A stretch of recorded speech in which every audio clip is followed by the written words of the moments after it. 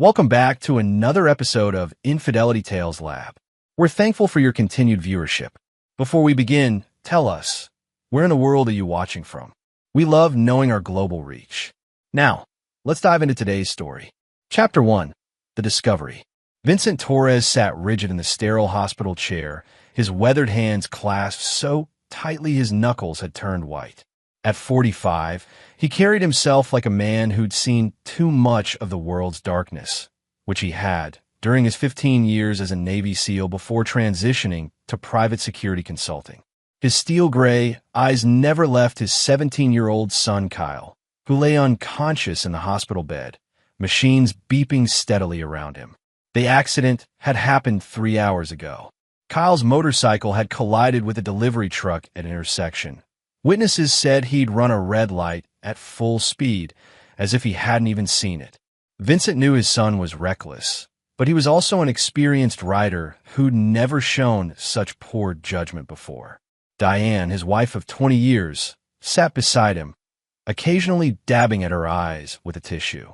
At 42, she still maintained the striking beauty that had first caught his attention when they'd met at a military charity gala. Her auburn hair was perfectly styled, even in crisis, her designer clothes immaculate. Vincent had always admired her composure, but lately, something felt different about her, distant, secretive. "The doctors say he'll be okay," Diane whispered, reaching for Vincent's hand. Her touch felt cold, mechanical. "Thank God." Vincent nodded, studying his wife's face. In his line of work, reading people was survival. Diane was nervous, but not in the way a mother should be nervous about her injured child. There was something else, relief, fear of discovery. Kyle stirred, his eyes fluttering open. "Dad," he mumbled, his voice weak from the sedatives. "I'm here, son." Vincent leaned forward, his voice softening, one of the few people who could bring out that gentleness in him. Kyle's unfocused eyes darted between his parents, then landed on his father. "Can you look at my phone?" The words came out slurred but urgent. "Please, important." Vincent exchanged a glance with Diane, who had suddenly gone rigid. "Where is it?" "Backpack." Kyle's eyes closed again, exhaustion taking over. Vincent found the cracked phone in Kyle's backpack. As he powered it on, Diane's hand shot out to stop him. "Maybe we should let him rest first. He asked me to check it." Vincent's tone carried the kind of authority that had commanded elite soldiers. Diane's hand withdrew. The phone's screen illuminated, and Vincent's blood turned to ice. The most recent text conversation was between Kyle and someone named Coach B, but Vincent recognized the number. It was Brett Hutchinson, a 38-year-old personal trainer who worked at Diane's gym. Vincent had met him twice at social functions. The messages painted a sickening picture. "Coach B, did you deliver the package like we discussed?" "Kyle, yeah, but I don't feel good about this, Coach B." "Your mom says you're mature enough to handle adult responsibilities, Kyle. What if my dad finds out?" "Coach B, he won't. This stays between us. Your mom is counting on you, Kyle. The money they gave me. It feels wrong, Coach B. You're helping your mom be happy. Sometimes that requires difficult choices." Vincent scrolled further back, his rage building with each message. For months, Diane and Brett had been manipulating Kyle, using him to deliver packages, carry messages, even spy on Vincent's business meetings. They'd convinced the teenager he was protecting his mother's happiness and paid him to keep secrets from his father. But the final message thread made Vincent's vision blur with fury. "Coach B, tonight's the big one. Your dad's overseas contract gets signed tomorrow, Kyle. Mom said after this, we might have to move away, Coach B." "That's right. Just you, me, and your mom. New life, new family, Kyle. What about Dad?" "Coach B, sometimes people serve their purpose, and it's time to move on."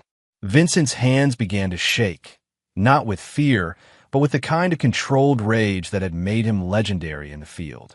They weren't just having an affair. They were planning to take Kyle and disappear with Vincent's money, using his own son as their accomplice. "Vincent," Dr. Martinez approached, his expression grave. "We need to discuss Kyle's blood work." Vincent immediately called the attending physician over, showing him the phone. As the doctor read, his face darkened. "This explains the unusual toxicology results. Your son had traces of anxiety medication in his system, not prescribed to him. This could have affected his judgment, caused disorientation. Vincent turned to Diane, his voice deadly calm. Care to explain why our son had medication in his system? Diane's face had gone ashen. I don't know what you're talking about. The doctor continued.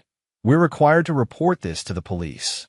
This appears to be a case of drug administration to a minor, possibly contributing to the accident. As Dr. Martinez stepped away to make the call, Vincent looked at his wife, really looked at her. The woman he'd loved, protected, and built a life with had been systematically poisoning their son's mind and body. She turned Kyle into a weapon against his own father. This is unbelievable, Vincent said quietly, his voice carrying the promise of retribution. Diane turned pale, finally understanding that her carefully constructed deception was crumbling. But she had no idea what she'd awakened. Vincent Torres was not a man who forgave or forgot, and he'd spent decades learning exactly how to destroy enemies who threatened his family. The war had begun. Chapter 2. The Hunter's Past. Vincent stepped into the hospital corridor, his mind shifting into the tactical mode that had kept him alive through 7 combat deployments. He needed information, and he needed it fast. First, he called his business partner, Tommy Rodriguez, a former Marine intelligence officer who now helped run their security consulting firm. Tommy, I need a full surveillance package on Diane and Brett Hutchinson. Everything, financials, communications, movements, associations. And I need it by tomorrow. Rough day. Tommy's voice carried concern. He'd never heard Vincent this cold. My wife's been running a long-term psychological operation against me using my own son. She nearly got him killed today. A pause. Jesus, you want me to bring in the full team? Not yet. Silent operation only. And Tommy? Start checking our business accounts. If she's planning to run, she'll need access to capital. After hanging up, Vincent walked to Kyle's room, where his son was now more alert. Diane had stepped out, probably to text her lover, Vincent thought grimly. Kyle. Vincent sat down, his voice gentle but serious. I read your messages. I know what they've been asking you to do. Kyle's eyes filled with tears. Dad, I'm so sorry. Mom said, she said you've been working too much, that she was lonely. She said Brett made her happy, and if I helped them, we could all be happier. What kind of packages were you delivering? Documents, photos, sometimes just notes. Brett said they were business stuff for Mom's new job opportunity. Kyle winced as he shifted. But today was different. They gave me these pills, said they'd help me stay calm during the delivery. I felt weird riding home, like everything was moving too slow. Vincent's jaw tightened. They'd drugged his son to make him compliant, nearly killing him in the process. Kyle, everything they told you was a lie. Your mother and Brett have been planning to steal from our family and disappear. But Mom said, your mother and I are getting divorced. Vincent's voice was matter of fact. What I need to know is, are you with me or with him? Kyle didn't hesitate. With you, Dad. Always. Vincent nodded, a cold smile playing at his lips. He'd raised Kyle to value loyalty and truth, qualities that would serve them both well in what was coming. Later that evening, Vincent sat in his home office, a converted bunker he'd built in the basement, surrounded by the tools of his trade. Multiple monitors displayed surveillance feeds, encrypted communication channels, and financial tracking systems. This room had coordinated operations across 3 continents. Tonight, it would coordinate the destruction of 2 people who'd betrayed his family. Tommy arrived with a thick folder. You're not going to like this. Vincent opened the file to find a year's worth of evidence. Diane and Brett had been planning this for 11 months. They've been slowly transferring small amounts from joint accounts into overseas holdings. More disturbing, they'd been documenting Vincent's business dealings, client information, and even personal habits. Brett had military training too. He'd been discharged from the Army for inappropriate conduct with subordinates' families. They're not just stealing money, Tommy observed. They're building a complete intelligence package on you. This looks like preparation for blackmail, or worse. Vincent's mind raced through possibilities. His consulting work involved protecting high-profile clients, politicians, executives, foreign nationals. That information in the wrong hands could destroy lives, end careers, even start wars. The final document in the folder made Vincent's blood boil. It was a psychological evaluation Brett had commissioned on Kyle, describing him as malleable and ideal for long-term manipulation. They hadn't just used Kyle, they'd studied him like a lab rat. Vincent opened his secure communications system and began making calls. First to Marcus Chun, a former CIA operative who specialized in making people disappear, not physically, but financially and digitally. Then to Isabella Santos, a forensic psychologist who understood how to dismantle someone's mental defenses. Finally, to David Kim, a lawyer whose specialty was creative interpretations of justice. "Gentlemen, lady," Vincent said when they were all on the secure conference call, "I have a problem that requires the kind of solution we use to provide for national security." As Vincent outlined the situation, he watched his team's expressions grow darker. These weren't just business associates. They were the closest thing to family he had outside Kyle. They'd all lost people to betrayal before, and they understood the stakes. "What's the objective?" Marcus asked. "Total destruction. Financial, social, psychological. I want them to understand what happens when you betray a Torres. And I want everyone else to see it too." "Timeline?" Isabella inquired. 2 weeks. Diane thinks she's got me fooled, and Brett thinks he's untouchable. I'm going to let them think they're winning right up until the moment I destroy them completely. Vincent looked at Kyle's medical chart, thinking about his son lying in that hospital bed because of their greed and manipulation. Some might call what he was planning excessive. Vincent called it proportional response. The hunters had become the hunted, and they had no idea what was coming for them. Chapter 3. The Web Titans. Over the next 3 days, Vincent played the role of the concerned husband and father perfectly. He brought Diane flowers, held her hand during Kyle's medical consultations, and even suggested they take a weekend trip once Kyle was released. All the while, his team was systematically dismantling the lives of his wife and her lover. "You're being so wonderful," Diane said as they sat in Kyle's room on Thursday morning. "I know this has been hard on you too." "We're family," Vincent replied, squeezing her hand while noting how she flinched at the word family. "We get through things together." What Diane didn't know was that every conversation was being recorded. Marcus had installed microsurveillance throughout their house, Diane's car, and even Brett's apartment. Vincent now knew that they planned to execute their final theft on Sunday, the day Kyle was scheduled to be released from the hospital. Kyle had become Vincent's secret weapon. The teenager, disgusted by how he'd been manipulated, was now feeding false information back to his mother and Brett. When Diane asked about Vincent's mood, Kyle reported that his father seemed really stressed about work and not paying attention to anything else. When Brett texted Kyle about Vincent's overseas contract, Kyle confirmed it was definitely happening Monday instead of the actual signing date of Friday. The psychological profile Isabella had created on Diane and Brett was fascinating. Diane, despite her outward confidence, was deeply insecure and addicted to validation. She convinced herself that Vincent's work took precedence over their marriage, justifying her affair and theft as taking what she deserved. Brett, meanwhile, was a textbook narcissist who enjoyed manipulating younger, vulnerable people. He'd been doing this for years. Kyle wasn't his first victim. "They're both fundamentally weak," Isabella reported during their Wednesday night briefing. "Diane needs constant reassurance, and Brett needs to feel powerful. When that support system disappears, they'll turn on each other." David Kim had been busy with legal preparations. "I've documented everything for the divorce proceedings. With the evidence of child endangerment, drug administration, and financial fraud, she'll be lucky to get supervised visitation with Kyle."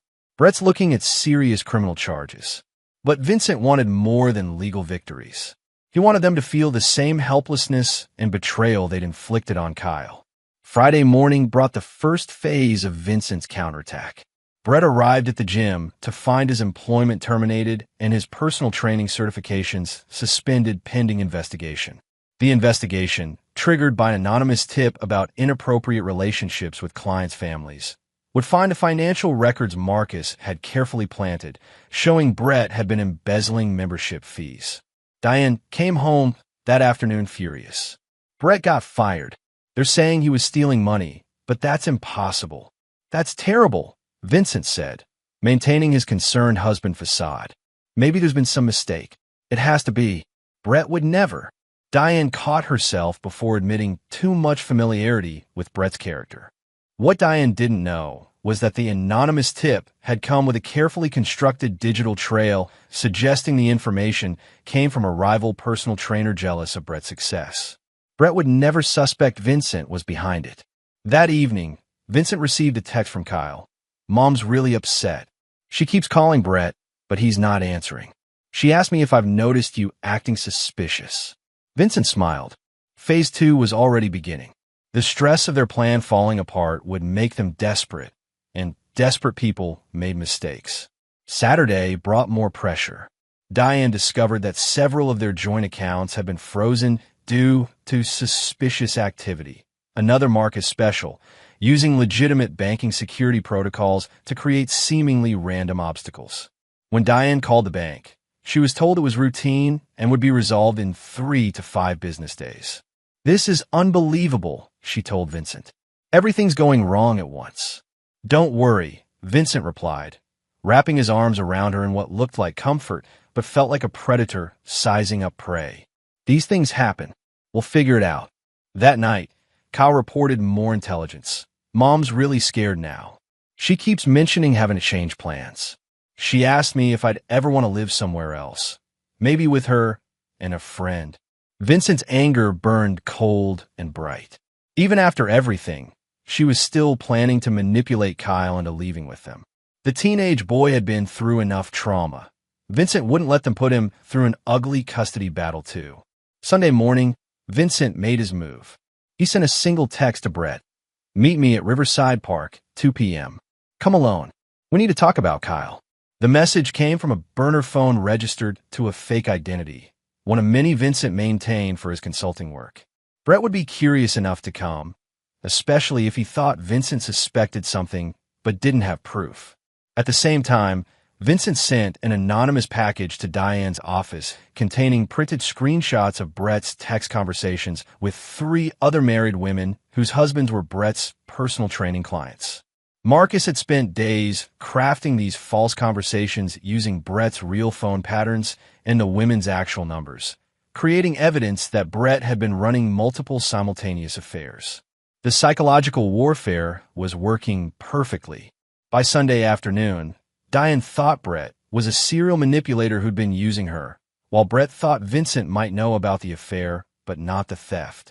Both were operating from incomplete information, making decisions based on fear rather than facts. As Vincent prepared for his meeting with Brett, he reflected on how far they'd all fallen. 3 days ago, he'd been a loyal husband and father. Now he was orchestrating the systematic destruction of 2 people who'd betrayed his family. But Vincent Torres had learned long ago that some actions couldn't be forgiven or forgotten. His wife and her lover had crossed a line when they endangered Kyle. Everything that happened next was simply the consequence of that choice. The real war was about to begin. Chapter 4. The Trap Springs. Vincent arrived at Riverside Park 30 minutes early, positioning himself with clear sight lines and multiple exit routes. Old habits from military operations. Brett Hutchinson walked into the clearing at exactly 2 p.m., his confident swagger betraying none of the pressure Vincent knew he was under. Vincent, Brett called out, maintaining distance. Thanks for meeting me. I figured we should clear the air about some things. Vincent studied the man who'd been manipulating his son for months. Brett was physically impressive, 6'2", muscular build, the kind of presence that attracted people like Diane who mistook physical dominance for strength. But Vincent saw what his wife had missed. The nervous energy of someone who'd built his life on manipulation rather than genuine capability. You're sleeping with my wife, Vincent said without preamble. You've been using my son as your errand boy, and you've been planning to rob me blind. Brett's composure cracked for just a moment before reforming. I think there's been some misunderstanding. The only misunderstanding, Vincent interrupted, is yours. You thought you were playing against some corporate executive who wouldn't fight back. But you picked the wrong family, Brett. Vincent pulled out his phone and played one of the recorded conversations from Brett's apartment. Him and Diane planning to disappear with Vincent's money after the overseas contract was signed. Brett's face went white as he heard his own voice discussing how to neutralize Vincent's ability to track them. That's impossible, Brett stammered. How did you? I spent 15 years hunting terrorists in places you couldn't find on a map, Vincent replied calmly. Did you really think I wouldn't notice when enemies got into my house? Brett's fight-or-flight response was kicking in. Vincent could see him calculating distances, exits, whether he could overpower the older man. It was almost amusing. Brett had no idea that Vincent had killed trained soldiers with his bare hands. Look, Vincent, maybe we can work something out, Brett said, his voice taking on the manipulative tone he'd used with Kyle. Diane and I, it just happened. These things are complicated. Vincent moved faster than Brett could process, closing the distance and grabbing the younger man's throat with just enough pressure to make breathing difficult. Did you give my son drugs before he got on that motorcycle? It was just anxiety medication, Brett gasped, to keep him calm during... Vincent's grip tightened. My son almost died because you needed him compliant for your theft. That makes you responsible for attempted murder of a minor. You can't prove anything, Brett wheezed. Vincent released him and stepped back, smiling coldly. I don't need to prove anything, Brett. I just need to destroy you. He showed Brett his phone screen, which displayed a live feed from inside Brett's apartment. Marcus had placed cameras everywhere, capturing Brett's illegal activities with multiple clients' families, his drug dealing to maintain control over victims, and his detailed plans to blackmail Vincent with stolen business information. That footage gets uploaded to a public server in exactly 6 hours, Vincent said. Unless you do exactly what I tell you. Brett straightened his shirt, tried to regain some dignity. What do you want? First, you gotta call Diane and tell her the plan has changed. You're leaving town immediately because the police are investigating the gym situation. Second, you're going to transfer every penny you've stolen back to my accounts. Third, you're going to disappear and never contact my family again. And if I don't, Vincent's smile turned predatory. Then I release everything. The affairs, the drugs, the theft, the child endangerment. Your military record gets reopened and investigated. Your family finds out what you've become. And that's just the legal consequences. He leaned closer, his voice dropping to a whisper. But if you ever come near my son again, Brett, I'll handle this the way I used to handle threats overseas. Do you understand?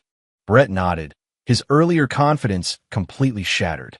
Vincent had broken him psychologically without laying a serious hand on him, the mark of a true professional.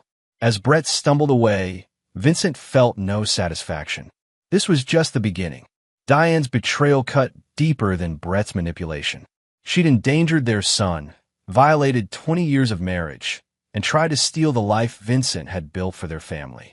Her punishment would be more elaborate, more personal, and far more devastating. Vincent drove home to find Diane pacing anxiously in their living room. Brett called, she said immediately. He says he has to leave town, that the police investigation is getting serious. Vincent, I'm scared. Vincent wrapped his arms around her, feeling her body shake with fear and guilt. What aren't you telling me, Diane? She pulled back, searching his face for signs of suspicion. Nothing. Brett's been a good friend, and I'm worried about him. The lie hung in the air between them. Vincent felt a cold rage settle in his chest. Not the hot anger of discovery, but the calculating fury of a predator who'd cornered his prey. I have to make some business calls, he said, kissing her forehead. Kyle's being released tomorrow, so let's plan a nice family dinner. As Vincent walked to his office, Diane called after him. Vincent, do you think we're okay? Our family, I mean. Vincent turned back, his expression perfectly neutral. I think we're exactly where we're supposed to be, Diane. Everything's going according to plan. If she'd been paying attention, she might have noticed the double meaning in his words.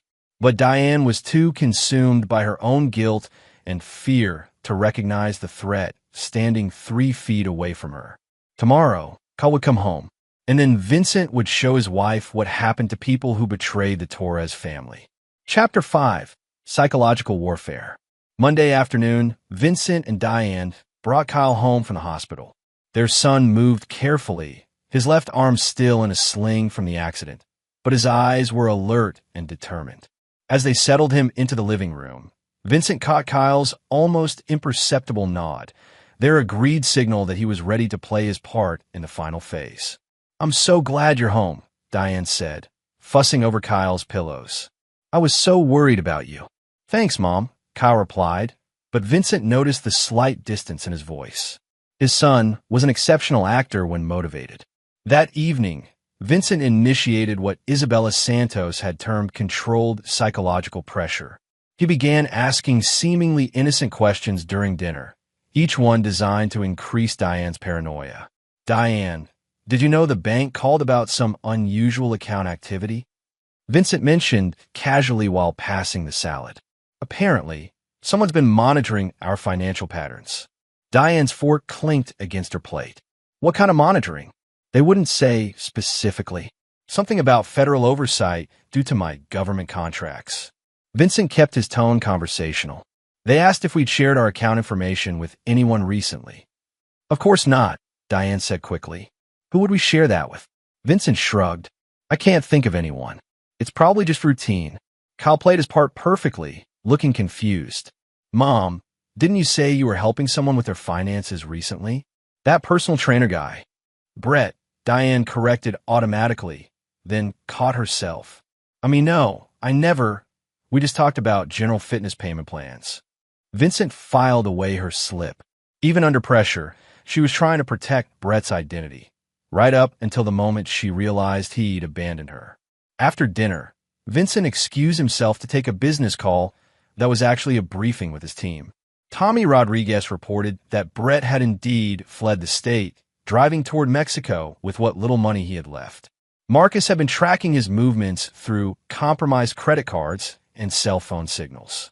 "He's scared," Tommy observed. "Keeps looking over his shoulder, changing routes randomly. He knows he's being watched, but doesn't know by whom." "Good," Vincent replied. "Let him run. The farther he gets from my family, the better." What about Diane's psychological state? Isabella Santos had been analyzing the surveillance footage of Diane's behavior over the past week. She's approaching a breaking point. Loss of control, abandonment by her co-conspirator, and increasing suspicion from you. She'll either confess or attempt something desperate within the next 48 hours. Vincent preferred confession. It would make the divorce proceedings cleaner and give Kyle closure about his mother's betrayal. But he was prepared for desperation too. Tuesday morning brought Vincent's masterstroke. He announced at breakfast that he'd be working late that evening, giving Diane an opportunity to panic about Brett's disappearance. Then he had Marcus send Diane a series of untraceable text messages designed to look like they came from Brett. "Had to run. Police getting close. You're on your own. Don't contact me again. This is over. Find another plan. I'm not going down for your husband's money." Vincent watched from his home office security monitors as Diane received each message. Her face cycled through disbelief, anger, and finally despair. She tried calling Brett 17 times. Each call went straight to voicemail. By evening, Diane was frantic. She cornered Kyle in his room, not knowing Vincent had installed additional surveillance there. "Kyle, sweetheart, I need to ask you something important," Diane said, sitting on his bed. "If something happened to Dad and me, if we had to go away for a while, would you want to come with me?" Kyle looked at his mother with perfectly crafted confusion. "What do you mean, Mom? Why would something happen to Dad?" Sometimes adults have to make difficult choices, and I want to make sure you'd be okay." "I want to stay with Dad," Kyle said simply. "He's always been there for me." Vincent watched Diane's face crumble through the monitor. Her son, the boy she'd manipulated and endangered, was choosing his father over her. The psychological impact was devastating. That night, Diane made her desperate play. She attempted to access Vincent's personal safe, not knowing it was equipped with biometric locks and silent alarms. Vincent's security system recorded everything as she tried various combinations, growing increasingly frantic when nothing worked. Finally, she broke down and called the one number she thought might help: Brett's emergency contact, which was actually a forwarding service Marcus had created. When she poured out her fears about Vincent acting suspicious and begged for help escaping with Kyle, she was confessing everything to a recording device that would be used in court. Vincent appeared in the doorway of his study as Diane hung up the phone. "Working late?" he asked quietly. Diane spun around, guilt written across her face. "I couldn't sleep. I was just checking on the house security." "Were you?"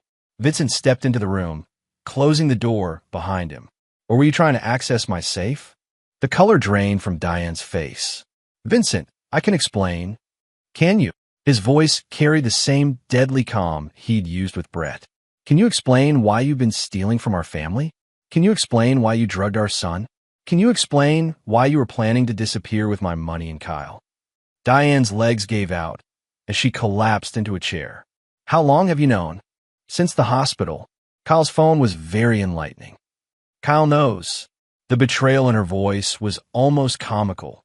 A woman who'd manipulated her son for months was hurt that he'd chosen honesty with his father. Vincent sat across from her, his expression cold and analytical. "Kyle knows everything, Diane. How you used him, how you endangered him, how you were planning to steal his inheritance and drag him away from his home." "It wasn't supposed to happen like this," Diane whispered. "We were just going to take enough to start over." Brett said a lot of things, right up until he ran away and left you to face the consequences alone. Vincent pulled out his phone and played the recording of Diane's conversation with the forwarding service. As she listened to her own voice begging for help to escape with Vincent's money and Kyle, her face went from white to green. 20 years, Diane," Vincent said when the recording ended. 20 years of marriage, and this is what you choose. Not counseling, not honest conversation. Theft, manipulation, and child endangerment. "I'm sorry," she sobbed. "I made terrible mistakes, but we can fix this. We can go to counseling, start over." Vincent's laugh was harsh and bitter. "There's no we anymore. There's no starting over. You crossed a line when you involved Kyle, and now you live with the consequences." He stood up, looking down at the woman who'd shared his life for 2 decades. "Tomorrow morning, you'll pack a bag and leave this house. David Kim will contact you about divorce proceedings. You'll have supervised visitation with Kyle if he chooses to see you, which, given how you manipulated him, seems unlikely." "Vincent, please. The only reason you're not in jail tonight is because I don't want Kyle to go through the trauma of testifying against his mother. But if you fight me on the divorce, if you try to take anything that isn't legally yours, if you even think about contacting Kyle without permission, I will make sure you face criminal charges for every crime you've committed." Vincent walked to the door, then turned back. "Brett was wrong about one thing, Diane. This isn't about you serving your purpose and it being time to move on. This is about consequences for betrayal. And I never forget, and I never forgive." As he left his former wife sobbing in the study, Vincent felt no satisfaction, only the cold completion of a necessary task. Some people called him ruthless. Vincent called it loyalty to the family that remained. Upstairs, Kyle was waiting in his room. "Is it over, Dad?" "It's over," Vincent confirmed. "Tomorrow, it'll just be us." Kyle nodded, relief flooding his features. "Good. I never want to see her again." Vincent understood that sentiment completely. Some betrayals were too deep for forgiveness, even from family. Especially from family. Chapter 6. No Mercy. Wednesday morning, Vincent woke at 5 a.m. to find Diane's side of the bed empty. He discovered her in the kitchen, fully dressed with a suitcase by the door, staring out the window with hollow eyes. She'd aged a decade in the past week. Her perfect composure finally shattered beyond repair. "I was hoping we could talk before Kyle wakes up," she said without turning around. Vincent poured himself coffee, noting how his soon-to-be ex-wife flinched at the sound of the mug hitting the counter. "What's left to say? I want to explain." "You want to manipulate," Vincent corrected. "It's what you've always done, Diane. The difference is now I see it for what it is." She turned to face him, and Vincent was struck by how much he'd once loved this woman. The realization brought no softness, only a bitter acknowledgement of time wasted on someone unworthy of loyalty. "I never meant for Kyle to get hurt," Diane said. "The medication was just supposed to keep him calm. You drugged my son. Vincent's voice cut through her excuses like a blade. You turned him into your accomplice in stealing from his own family. You made him lie to me for months. And when your plan started falling apart, you nearly got him killed. It was Brett's idea. Vincent slammed his mug down hard enough to crack it. Stop blaming others. The kitchen fell silent, except for the coffee dripping from the fractured mug onto the granite counter. Vincent's fury was controlled but absolute, and for the first time, Diane seemed to truly understand what she'd awakened. You made choices, Vincent continued. Every text to Brett, every lie to Kyle, every dollar you stole, every pill you gave our son. Those were your choices, Diane. Own them. Kyle appeared in the doorway, taking in the scene with remarkable composure for a 17-year-old who'd just learned his mother was a stranger. I heard voices, Kyle said quietly. Is she leaving? Vincent nodded. Say whatever you need to say to your mother. This is the last conversation you'll have in this house. Kyle studied Diane for a long moment, and Vincent saw his son's natural compassion warring with justified anger. Finally, Kyle spoke. I hope someday you understand what you threw away. Kyle, please. Diane stepped toward her son. I love you. Everything I did was because. Everything you did was selfish. Kyle interrupted, his voice steady but cold. Dad would have died for me. You were willing to let me die for money. The truth of those words hit Diane like a physical blow. She stumbled backward, reaching for the counter to steady herself. That's not. I would never. She started, but the words died as she met Kyle's eyes. Her son was looking at her the way Vincent now looked at her, with the kind of disappointment that burned deeper than hate. Vincent's phone buzzed. Tommy Rodriguez. Package delivered to her lawyer's office. Divorce papers, restraining order, and criminal evidence file. She'll get copies when she tries to leave the state. Vincent had anticipated that Diane might try to flee once she realized the scope of his knowledge. The restraining order would keep her within jurisdiction while the divorce proceeded, and the criminal evidence file would ensure her lawyer understood the consequences of fighting the settlement terms. There's a car waiting outside, Vincent told Diane. It'll take you to the hotel room I've arranged. You have 3 days to find permanent housing before the temporary arrangement expires. Vincent, I don't have any money. You should have thought about that before you try to steal mine. His tone carried no sympathy. David Kim will contact you about allowed access to marital assets for basic living expenses. But the house, the businesses, Kyle's college fund, all of that stays where it belongs. Diane picked up her suitcase with shaking hands. At the door, she turned back one final time. I know you'll never forgive me, but someday you might understand that people make mistakes when they're hurting. People make choices, Vincent replied. You chose Brett over Kyle. You chose money over family. You chose manipulation over honesty. Now you get to live with those choices. Kyle walked over and stood next to his father, presenting a united front that made Diane's abandonment complete. The son she'd thought she could manipulate had become the man Vincent had raised him to be, loyal, honest, and strong enough to reject toxicity even when it came from someone he'd once loved. After Diane left, Vincent and Kyle stood in the sudden quiet of their house. The absence felt different than when Diane traveled for work. This was permanent, final, the closing of a chapter that had nearly destroyed their family. Do you think she'll try to come back? Kyle asked. Not if she's smart, Vincent replied. But intelligence was never your mother's strongest quality. Vincent's phone rang. Marcus Chin's voice was crisp and professional. Target acquired at hotel. Surveillance in place. She's made 6 calls to Brett's voicemail and 2 attempts to contact lawyers in other states. Let her try, Vincent said. Every lawyer she calls will receive the evidence file within an hour. Word travels fast in legal circles about clients who commit crimes against children. The next few days passed in a strange calm. Kyle returned to school, where news of his parents' separation was met with the usual teenage gossip and drama. But Vincent had prepared for this too. Isabella Santos had briefed Kyle on how to handle questions about his mother without revealing the full scope of her betrayal. People will ask, she'd told Kyle during one of their sessions. Just say your parents are getting divorced and you're living with your dad. Don't give details about the theft or manipulation. Let the adults handle the legal consequences. Kyle had proved surprisingly adept at managing the social pressure. Vincent suspected his son had inherited more than just his height and build. The boy had a natural ability to compartmentalize trauma and focus on what mattered, traits that would serve him well in life. Friday evening brought the call Vincent had been expecting. David Kim, she's hired a lawyer. Jonathan Pierce from downtown. He's reputation for taking difficult cases, but he's also smart enough to recognize when his client doesn't have leverage. What's Pierce's angle? Custody.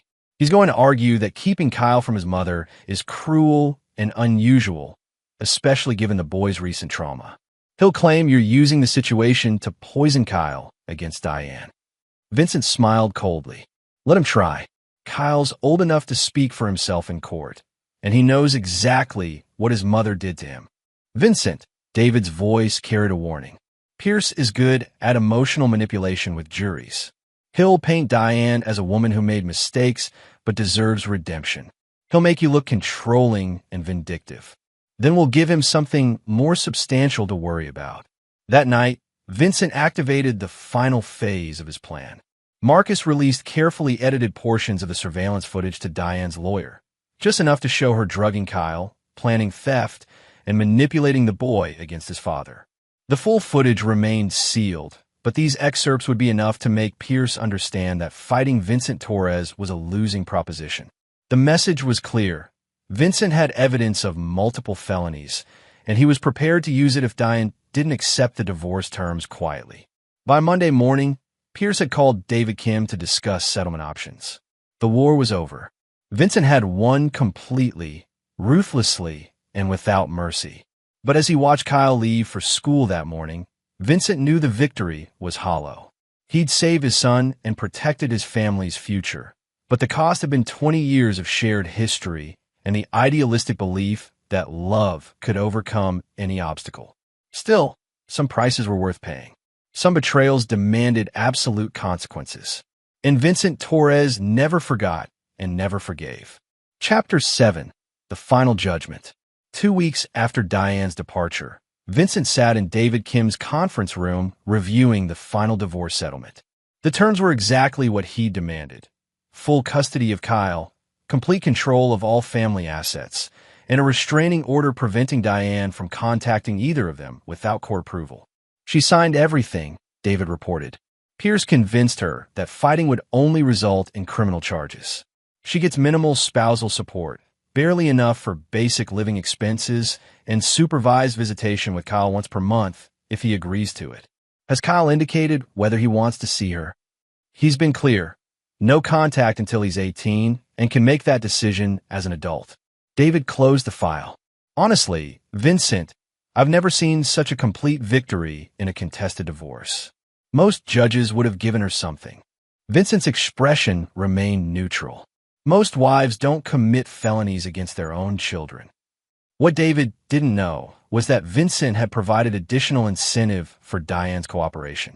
Marcus had made sure she understood that Brett Hutchinson was now under federal investigation for multiple crimes across 3 states, including identity theft, drug trafficking, and manipulation of minors. If Diane fought the divorce, her connection to Brett's criminal enterprise would be thoroughly examined by federal prosecutors. The choice had been simple: accept Vincent's terms or risk spending the next decade in federal prison. That afternoon, Vincent found Kyle in his room studying, textbooks spread across the desk in the same methodical arrangement Vincent used for mission planning. The boy had adapted to their new normal with remarkable resilience, but Vincent knew the trauma ran deeper than Kyle's composed exterior suggested. How are you doing with all this? Vincent asked, settling into the chair beside Kyle's desk. Kyle looked up from his calculus homework. Relieved, mostly. Is that terrible? No, it's honest. Vincent studied his son's face, seeing his own features reflected back. The steady gaze, the controlled composure, the intelligence that missed very little. You don't owe her forgiveness, Kyle.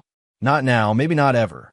Sometimes I wonder if I should feel bad about choosing you over her, Kyle admitted. But then I remember how she looked at me in the hospital, like I was just a tool she was worried about losing. Vincent's jaw tightened. Even now, weeks later, The memory of Diane's manipulation made his anger burn cold and bright. Your mother made her choices, Vincent said. She chose Brett over our family. She chose money over your safety. She chose manipulation over love. Those choices have consequences. Kyle nodded, then asked the question Vincent had been dreading. Do you think she ever really loved us?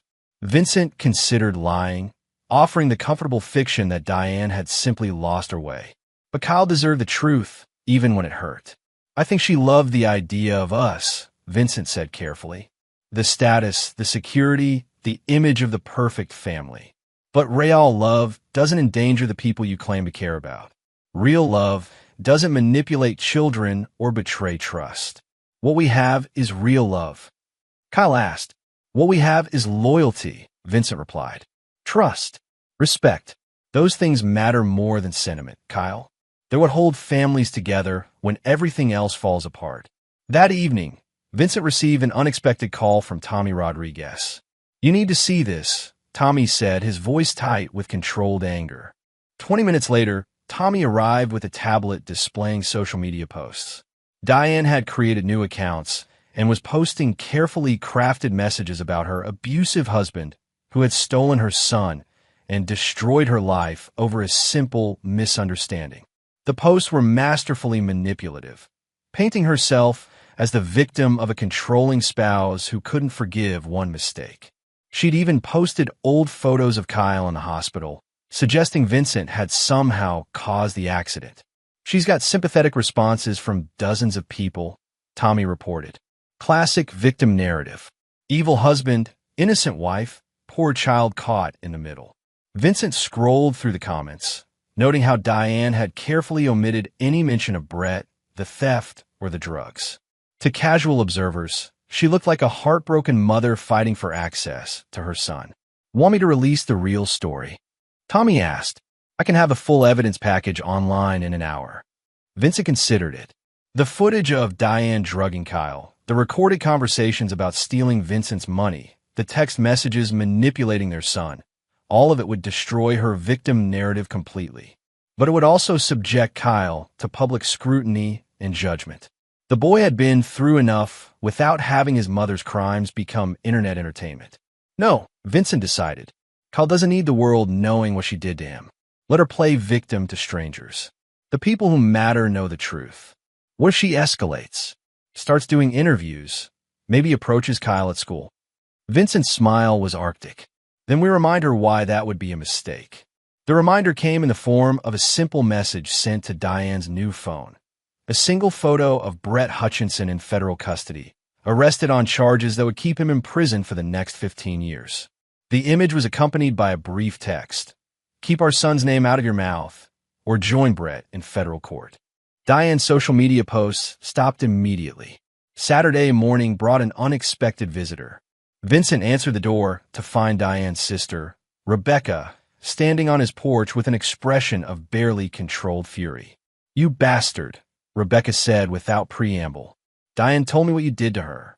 Vincent stepped aside, gesturing for her to enter. What exactly did she tell you? That you threw her out over some imaginary affair. That you're keeping Kyle from seeing his mother. That you've stolen everything she's entitled to after 20 years of marriage. Vincent led Rebecca to the living room, where Kyle was reading on the couch. The teenager looked up at his aunt with polite indifference. Another relationship casualty of Diane's betrayal. Kyle, Vincent said calmly, your aunt thinks I'm preventing you from seeing your mother. Would you like to explain the situation? Kyle closed his book and looked directly at Rebecca. Mom drugged me before I got on my motorcycle. She was using me to steal Dad's money with her boyfriend. She nearly got me killed because she needed me compliant for their theft. I choose not to see her because she's dangerous. Rebecca's anger deflated like a punctured balloon. That can't be. Diane would never. Vincent pulled out his phone and played 30 seconds of recorded conversation. Diane and Brett discussing how much money they could steal before disappearing with Kyle. Rebecca's face went white as she heard her sister's voice planning to kidnap her own son. Diane has always been a master manipulator, Vincent said quietly. She's convinced you that she's the victim here. But the truth is, she endangered Kyle for money and betrayed 20 years of marriage for a man who abandoned her the moment things got difficult. Rebecca looked between Vincent and Kyle, seeing the solid bond between father and son that Diane's betrayal had only strengthened. "I'm sorry," she whispered. "I didn't know." "Now you do," Vincent replied.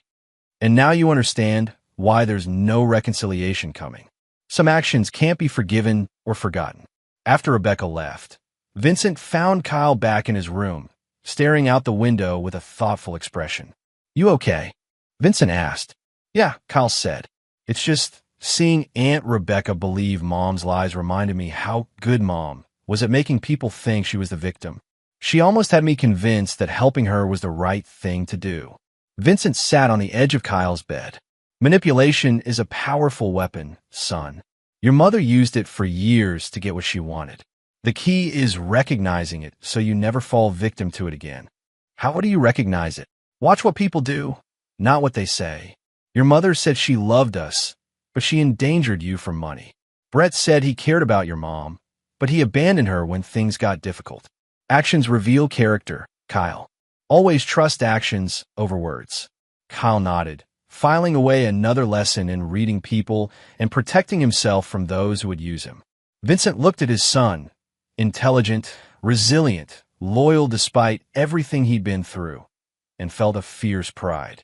Diane and Brett had tried to break their family, to turn Kyle against his father and steal everything Vincent had built. Instead, they'd only made the Torres family stronger. But the war wasn't quite over yet. Chapter 8, The Hunt continues. 3 months after the divorce was finalized, Vincent received intelligence that changed everything. Marcus Chun called with news that made Vincent's blood run cold. Brett Hutchinson had been released on bail pending trial and had violated the terms of his release by crossing state lines. "He's headed back this direction," Marcus reported. "Tracked his car through 3 states before he went dark. Last confirmed sighting was 2 hours from your location." Vincent immediately activated the security protocols he'd hoped never to use. Within an hour, armed security was positioned around Kyle's school. Their house was under discreet surveillance, and every electronic device was monitored for potential threats. "Why would he come back?" Kyle asked when Vincent explained the situation that evening. "He has to know you're watching for him." "Because he's desperate," Vincent replied, checking the locks on all windows and doors. A ritual that would have seemed paranoid to most people, but was second nature to a man who'd spent decades protecting high-value targets. Federal charges mean serious prison time. He's probably thinking that if he can get leverage over us, he might be able to negotiate a better deal. What Vincent didn't tell Kyle was that Brett's pattern of behavior suggested something more dangerous: revenge. Men like Brett, when cornered, often lashed out at those they blamed for their downfall. And Brett had plenty of reason to blame the Torres family for destroying his plans. The call came at 2 a.m. Vincent's secure phone displayed an unknown number, but the voice that answered was familiar. "Hello, Vincent." Brett's voice carried a new edge, the desperate confidence of a man with nothing left to lose. "We need to talk. We have nothing to discuss." Vincent was already moving through the house, checking on Kyle and activating additional security measures. "I think we do. See, I've been thinking about our conversation at the park, about how you destroyed my life, turned Diane against me, and made sure I'd lose everything. You destroyed your own life when you decided to manipulate children and steal from their families." Brett's laugh was harsh and bitter, righteous as always. "But here's the thing, Vincent, I know things about your business that your government clients wouldn't appreciate.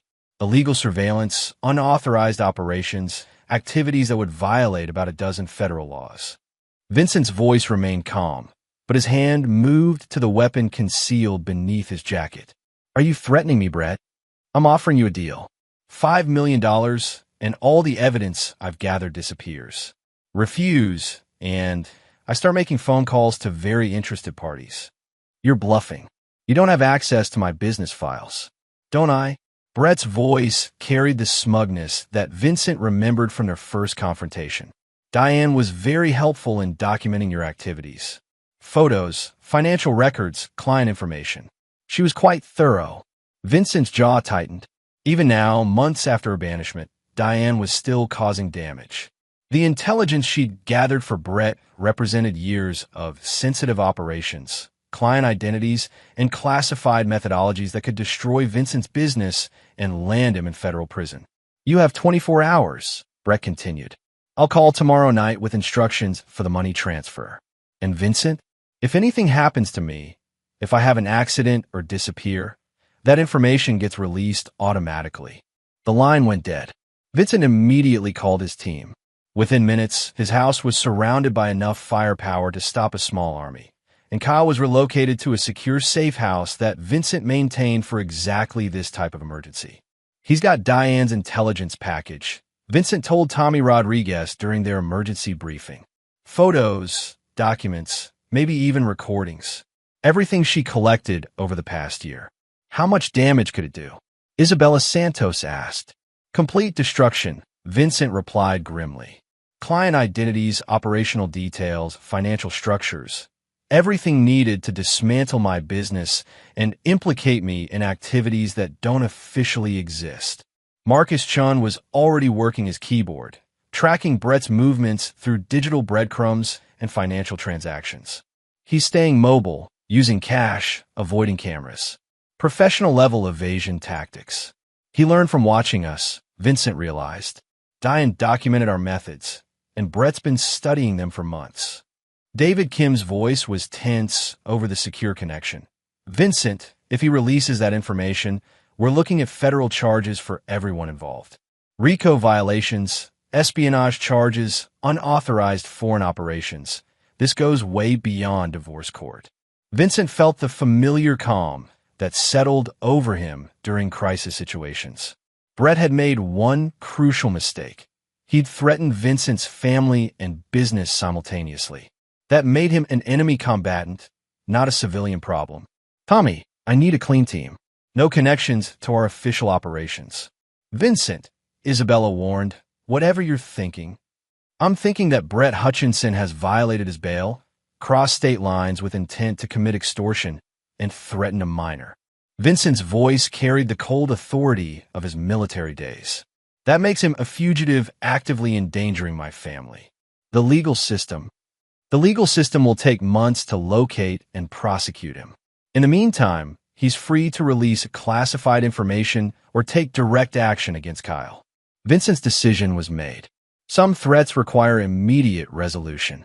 Vincent had spent decades operating in the gray areas between legal and necessary. Protecting his family and preserving national security sometimes required actions that wouldn't be approved in a courtroom. Brett had chosen to play in that arena when he threatened to expose classified operations. "Marcus, I need everything you can find on Brett's location, associates, and resources." "Tommy, assemble a tracking team. Former military only, people who understand operational security." "Isabella, I need a psychological profile on Brett's likely actions and timeline." As his team dispersed to execute their assignments, Vincent allowed himself a moment of bitter satisfaction. Brett thought he was playing chess with a businessman. He was about to discover he'd declared war on a predator. Kyle called from the safe house, his voice steady despite the circumstances. "Dad, are you going to be okay?" "I'm going to handle this, son." Brett made the mistake of threatening our family twice. He won't get a third chance. "What about Mom? If Brett has her information?" Vincent had been wondering the same thing. Diane's cooperation in gathering intelligence made her either a willing accomplice or a potential victim, depending on Brett's current disposition toward his former lover. "Your mother made her choices," Vincent said. "Now she gets to live with the consequences, whatever they are." The hunt for Brett Hutchinson had begun, and this time, Vincent Torres wasn't planning to offer mercy or second chances. Some enemies were too dangerous to leave alive. Chapter 9. No Forgiveness.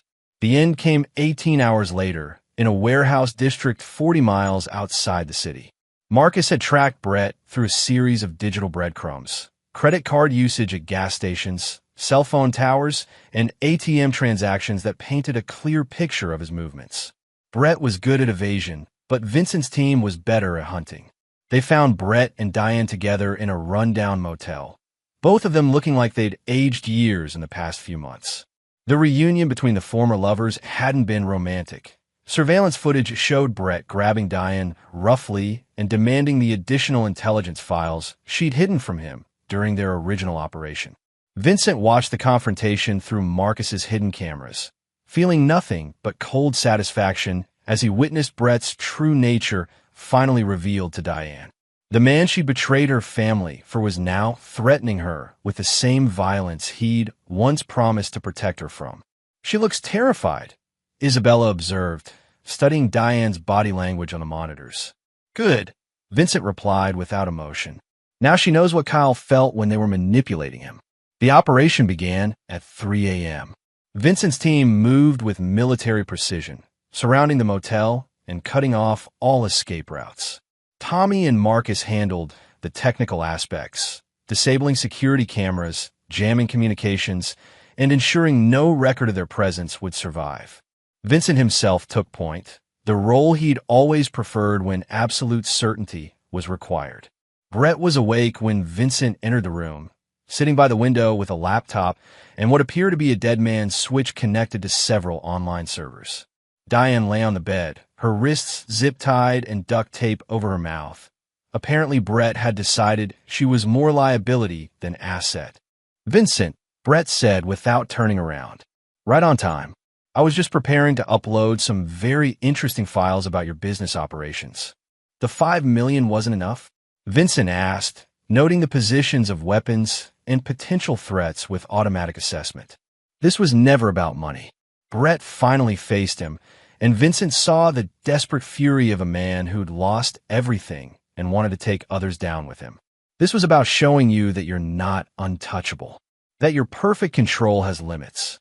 Vincent stepped further into the room, keeping his hands visible and non-threatening. "You could have taken a plea deal, served you time quietly, been forgotten, and let you win." Brett's laugh was bitter and unhinged. "You destroyed my life, turned Diane against me, and made sure I'd lose everything I'd worked for. Now I get to return the favor. Diane turned against you because you abandoned her," Vincent pointed out. "I just gave her the information to make an informed choice." Brett's finger hovered over the laptop's enter key. "Say goodbye to your business, Vincent, and to your freedom. These files will have federal agents knocking down your door within hours." "No, they won't." The voice came from behind Brett, Marcus Chun, who'd entered through the bathroom window while Vincent held Brett's attention. The laptop disappeared from Brett's hands so quickly he didn't have time to react. The files were already encrypted and deleted from the servers 6 hours ago, Marcus explained calmly. "Your dead man's switch was connected to empty directories." Brett's composure finally shattered completely. "That's impossible. I had backups, multiple servers." "You had copies of what we wanted you to have," Vincent said. "Diane's intelligence gathering was good, but she never had access to our actual operational files. Everything she copied was carefully curated misinformation." The truth hit Brett like a physical blow. For months, he'd been planning revenge using false intelligence that Vincent's team had fed him through Diane's unknowing cooperation. His ultimate weapon was worthless. "You played me," Brett whispered. "I played you from the moment you threatened my son," Vincent confirmed. "Every move you've made, every plan you've developed, every piece of evidence you thought you had, all of it was designed to bring you to exactly this moment." Vincent looked at Diane, still bound on the bed, her eyes wide with terror and understanding. She was finally seeing the complete scope of Vincent's capabilities and realizing that her betrayal had been doomed from the beginning. "The federal charges against you are real," Vincent continued, addressing Brett. "The evidence of your crimes is legitimate. Your bail violation and extortion attempt tonight just added to your sentence." Tommy appeared in the doorway, reporting that local police were en route, called anonymously about a domestic disturbance at the motel. "Time to go," Marcus advised. Vincent looked at Brett one final time. "You made this personal when you endangered Kyle. Everything that happens next is the consequence of that choice." As sirens approached in the distance, Vincent's team vanished as efficiently as they'd arrived. Brett would be returned to federal custody, his bail revoked, facing additional charges that would ensure he spent the rest of his life in prison. The evidence of his extortion attempt and kidnapping of Diane would be discovered by the responding officers, along with enough documentation to connect him to multiple federal crimes across several states. Diane would be questioned as a potential victim, though her cooperation in Brett's criminal activities would eventually surface during the investigation. Vincent had ensured that her role in gathering intelligence would be treated as coercion rather than willing participation. He had no desire to see Kyle's mother imprisoned, merely neutralized as a threat. The next morning, Vincent sat in his kitchen drinking coffee and reading news reports about Brett Hutchinson's arrest.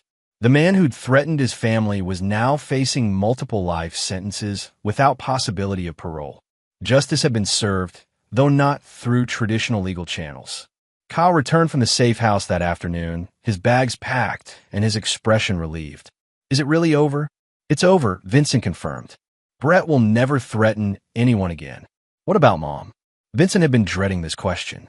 "Your mother will probably face some legal consequences for her cooperation with Brett, but nothing that threatens her freedom. She made terrible choices, but she's still your mother." Kyle nodded thoughtfully. "Will she try to contact us?" "I doubt it. She knows the conditions of the restraining order, and I think recent events have made her understand the consequences of crossing those boundaries." That evening, Vincent received a single text message from an unknown number.